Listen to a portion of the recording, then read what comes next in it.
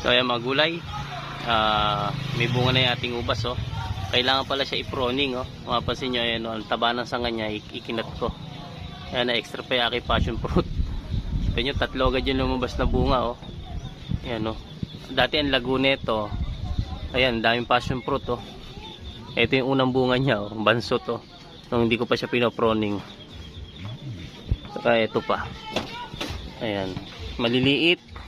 Eh compare nyo ngayon nung may proning ko siya, ang lalaki oh. Wari ko, ang lalaki niya no. Oh, ayan oh. Tabi-tabi pa. Oh. Yan. So ang laki na ng puno niya mga gulay. Taba ng puno niya no. Yan. Yan po ang puno ng grapes ko. Taba. So nahaluan siya ng passion fruit.